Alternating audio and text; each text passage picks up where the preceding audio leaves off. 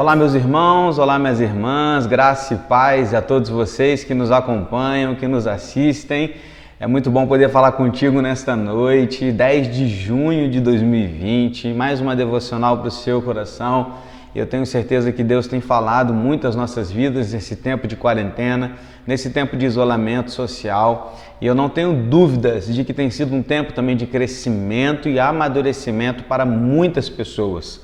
Em contrapartida, também há muitos que estão se esfriando, se acomodando a uma vida estéril, a uma vida totalmente distante da presença de Deus, e isso também é muito triste. Mas eu também sei que há muitos que estão aqui, a cada momento, a cada semana, a cada instante, se aprofundando ainda mais na palavra, melhorando o seu relacionamento com Deus e o tratamento para com o próximo também.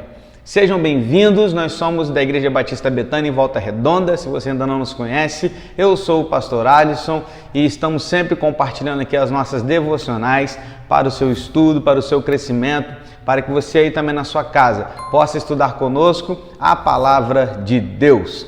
Quero lembrá-los que nós estamos no mês de junho e já começamos a arrecadação de alimentos.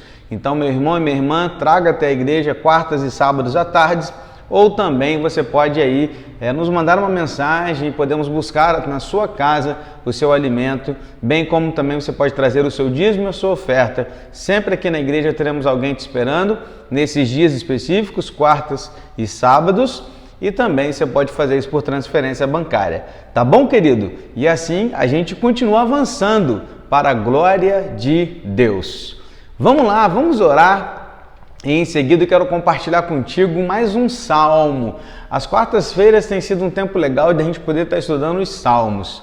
E hoje nós vamos ver um pouco mais, um aprendizado maior de um salmo muito legal. Eu tenho certeza que você vai gostar muito e vai aprender também comigo nesta noite a respeito desse salmo da palavra de Deus. Tá bom? Vamos orar? Pai querido, Pai amado, muito obrigado por esse tempo, por esse dia. Nós estamos aqui para te agradecer, para louvá-lo, para adorá-lo, pois Tu és o nosso Deus, o Rei da Glória, o Senhor dos Exércitos, aquele que é o Todo-Poderoso, Criador e dono de todas as coisas. Ao Senhor nós louvamos, nós adoramos e pedimos que em Teu nome, no nome do Teu Filho amado Jesus Cristo e por meio do Espírito Santo, o Senhor nos ilumine para o aprendizado da Tua palavra nesta hora, em nome de Jesus. Amém, Senhor. Você já cantou alguma música com a seguinte frase: levantai, ó portas, vossas cabeças? Já cantou alguma música com essa frase? Alguma recente aí, que a gente tem cantado bastante, aparece. Outras também mais antigas. De vez em quando aparece uma música, uma canção, um louvor, que esta frase está inserida. E eu te pergunto, você entende o que isso significa? Você, ao cantar essa canção, ao cantar essa frase, você está ligado no que significa isso? Levantai, ó portas, vossas cabeças. Eu ficava, quando menino, me perguntando: rapaz, será que alguma porta tem cabeça e a porta levanta a cabeça? Eu não entendo dando nada, né? Mas é claro que a gente precisa começar a entender, à luz desse texto, de acordo com aquilo que é a poesia hebraica, de acordo com aquilo que é o salmo hebraico que a gente precisa aprender. Porque antes mesmo dessas canções aparecerem, há uma canção muito mais antiga, no Salmo 24, que carrega essa frase. E é a partir deste salmo que a gente tem o conhecimento desta frase. Vamos então hoje aprender juntos um pouco mais sobre o Salmo 24 e ver o que este salmo tem a nos ensinar hoje. Este salmo, na verdade, a maioria dos comentaristas, eles defendem a ideia que esse salmo ele foi escrito por Davi na ocasião em que Davi levou a Arca da Aliança para Jerusalém. E aí as coisas começam a ficar muito mais claro no decorrer da leitura, quando a gente começa a entender esta cena, imaginar essa cena acontecendo ao ler o Salmo 24. Esse salmo também é conhecido como salmo antifônico ou cântico antifônico. O que significa isso, pastor? São aquelas músicas que são tipo perguntas e respostas, que são alternadas. Hoje, de vez em quando, a gente faz isso na igreja. Homens cantam uma parte e mulheres cantam outra parte. naquele tempo também existiam cânticos assim. E este é um desses salmos, quando um dirigente cantava perguntando e o povo cantava respondendo. Então esse salmo aqui tem essa característica. Vamos então à leitura dele e vamos aprender algumas coisas. Versículos 1 e 2 diz assim: Ao Senhor pertence a terra e a sua plenitude, o mundo e os que nele habitam, porque ele fundou-a sobre os mares e sobre as correntes a estabeleceu. O salmista aqui, Davi, ele começa destacando a soberania e a grandeza de Deus, deixando muito claro que tudo que há nesta terra pertence ao Senhor Deus. Clarence Benson chamou essa terra a terra de teatro do universo, porque foi aqui em que Deus escolheu esse universo, dentro desse universo, a terra, o nosso planeta, para enviar Jesus Cristo para que vivesse entre nós, ministrasse entre nós, morresse aqui nessa terra e ao voltar, ele voltará aqui também nesta terra. Nós somos apenas convidados neste planeta, porque tudo que há nesse planeta pertence a Deus. Qualquer coisa que possamos oferecer a Deus é algo que antes recebemos dele. Olha que interessante.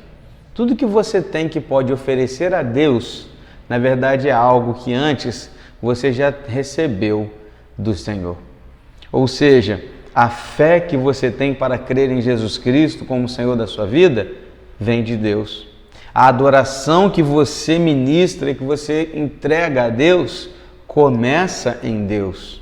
Logo, a primeira lição de hoje é esta: que Deus nos fez mordomos por meio da sua bondade. Se a terra e toda a sua plenitude pertencem a Deus, isso significa que o que fazemos aqui é cuidar daquilo que é de Deus. Primeira coisa que esse salmo nos ensina é isso. Ele continua nos versículos 3 em diante, até o versículo 6, dizendo assim: Quem subirá ao monte do Senhor? Quem há de permanecer no seu santo lugar? O que é limpo de mãos e puro de coração, que não entrega sua alma à falsidade, nem faz juramentos com a intenção de enganar. Este receberá do Senhor a bênção e a justiça do Deus da sua salvação. Esta é a geração dos que o buscam, dos que buscam a face do Deus de Jacó. Lembra que no início eu te falei que esse salmo foi escrito por Davi na ocasião da chegada da Arca da Aliança em Jerusalém? Então você vai se lembrar também, você que conhece um pouquinho da história, você que não conhece, eu vou te falar que lá em 1 Samuel 6, se você depois quiser conferir essa história, vai para lá e lê esse capítulo. Lá nesse capítulo é relatado que na primeira tentativa de levar a arca para Jerusalém, eles não tomaram todas as precauções, e todas as normas foram seguidas conforme Deus havia ordenado.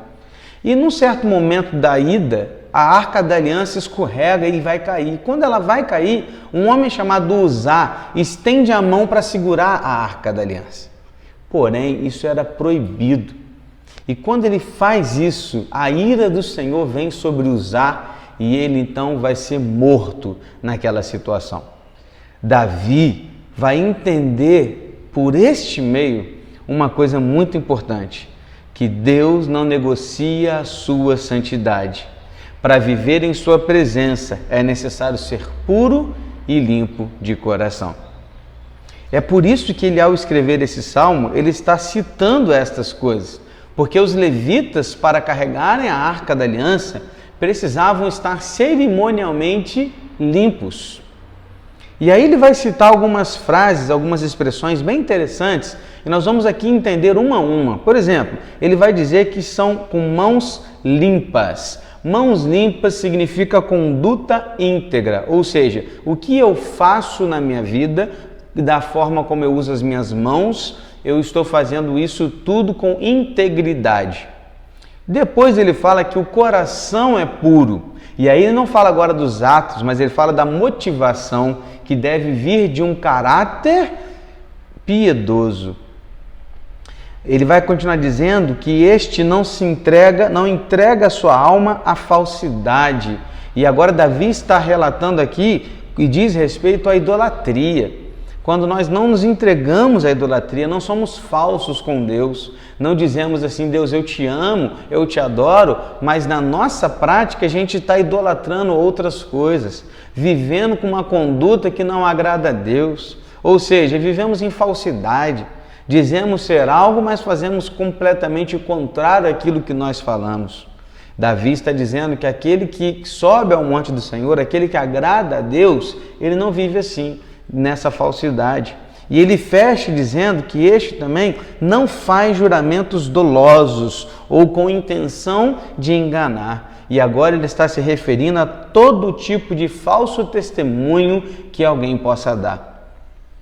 Querido, presta atenção. Ele está dizendo então que a recompensa é a dádiva da salvação àqueles que têm mãos limpas, ou seja, conduta íntegra, coração puro, motivado por um caráter piedoso, não se entrega à falsidade, mas vive uma vida correta de acordo com aquilo que diz, e não faz juramentos enganosos, nem dá falso testemunho. Porém, a gente começa a olhar que para essas características e para esses requisitos, não há um ser humano sequer que irá conseguir preencher todos esses requisitos. Porque Paulo nos diz lá em Romanos 3:23 que todos pecaram e carecem da glória de Deus. O que eu estou querendo te dizer é que a única maneira de entrar na presença de Deus é pelos méritos de Jesus Cristo. A justiça de Deus é uma dádiva, não uma recompensa por boas obras.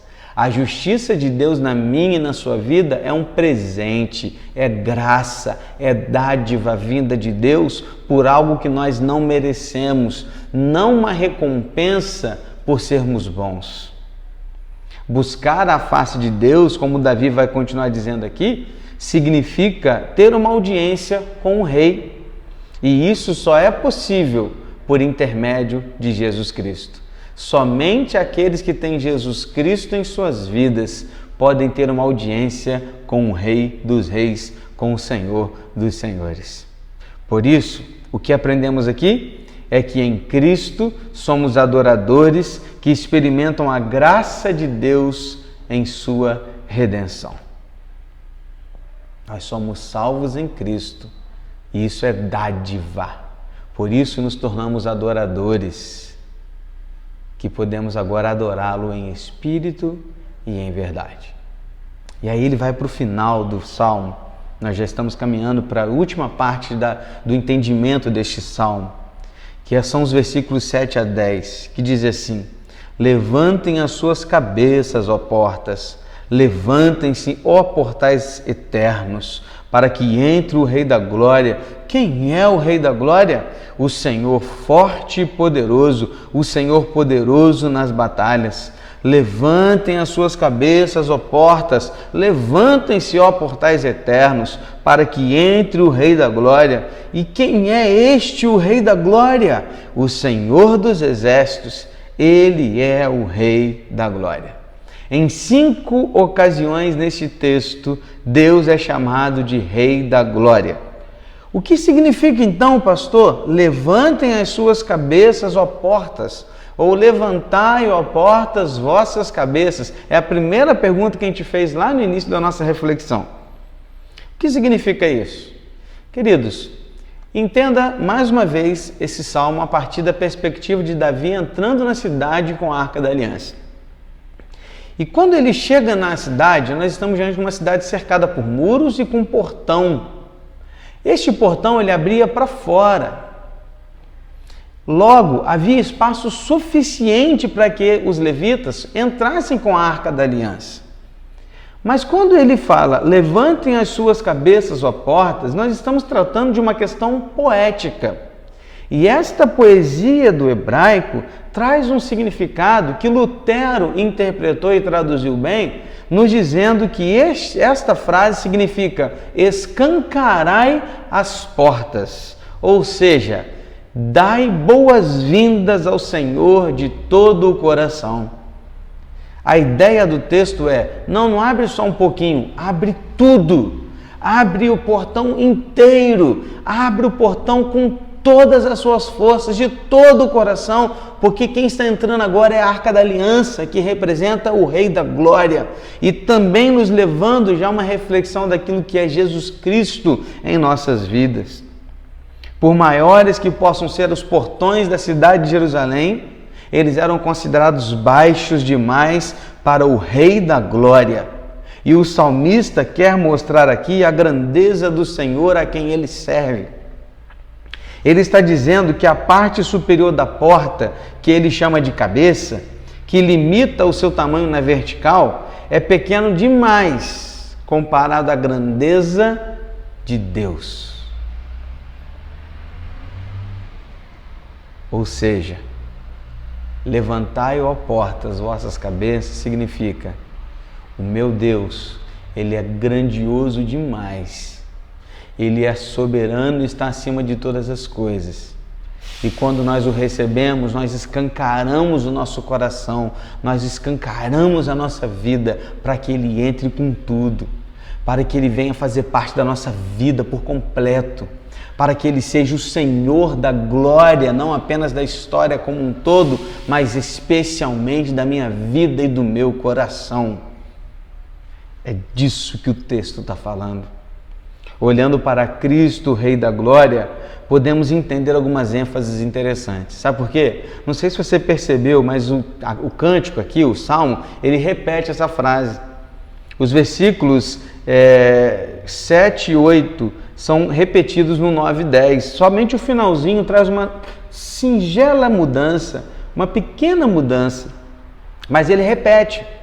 E a gente sabe que a repetição no hebraico traz a ideia da ênfase. Logo estamos entendendo que nesta poesia ele está dando ênfase nessa parte.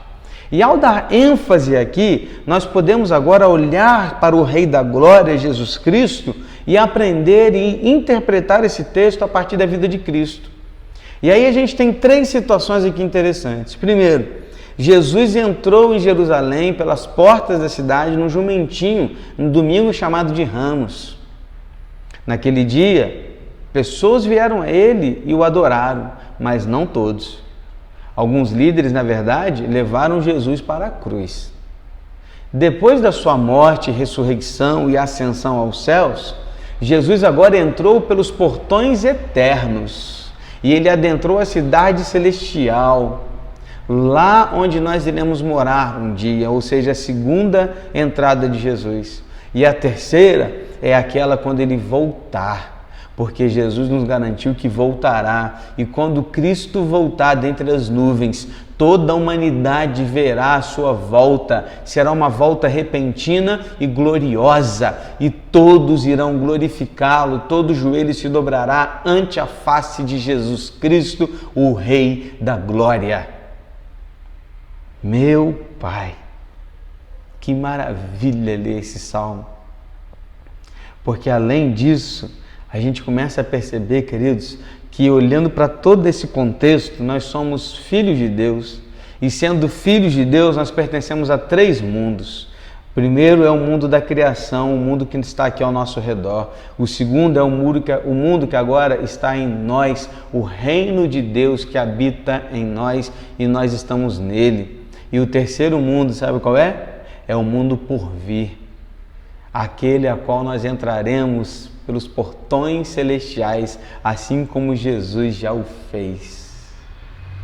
Ah, meu irmão, a última lição desse texto é que nós somos vencedores em Cristo e celebramos a glória de Deus, a glória do Rei, a glória do Senhor dos Senhores, do Senhor dos Exércitos, que é o nosso Senhor, o nosso Deus. Este é um salmo que glorifica a Deus, que demonstra quão grande é o nosso Deus, o Rei da Glória, e como nós devemos louvá-lo de todo o coração. É assim que a gente interpreta esse salmo. E esse salmo nos leva a mais uma reflexão. Músicas e louvores precisam ser como este, que que glorificam o Rei da Glória e nos colocam no nosso devido lugar.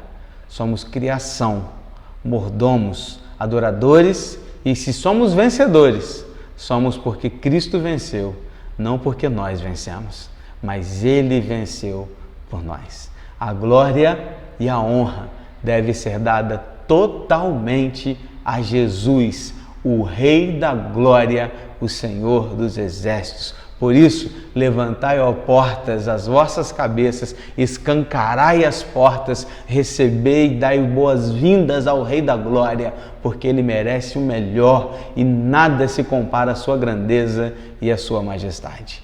Glórias a Deus por isso. Amém? Vamos orar? Pai, quão grande Tu és, glorioso é o Teu nome, majestoso é o Senhor. Nós Te adoramos e nós o exaltamos porque Tu és Rei, Tu és o Senhor dos Senhores, Tu és o Rei da Glória, Tu és o Senhor dos Exércitos, o Todo-Poderoso, aquele que tem toda a terra em Tuas mãos, em que tudo que nela habita e toda a sua plenitude pertence ao Senhor. Tudo que há nesta terra pertence a Ti, por isso tudo que nós queremos oferecer a Ti, na verdade já veio de Ti. Por isso, como seres humanos, como os Teus servos, somos responsáveis diante do Senhor. E um dia seremos cobrados. Porém, aqueles que estão em Cristo já têm a sua resposta sobre essa cobrança, porque fomos regenerados, experimentamos a redenção e agora nós somos mais que vencedores em Jesus Cristo, para a glória do Senhor. Continue nos mostrando, Deus, a Tua glória e queremos continuar vivendo para o Teu louvor, agora e para todo sempre. Amém, Senhor. Que Deus abençoe a sua vida, glorifique ao Rei da Glória, hoje e sempre. Amém.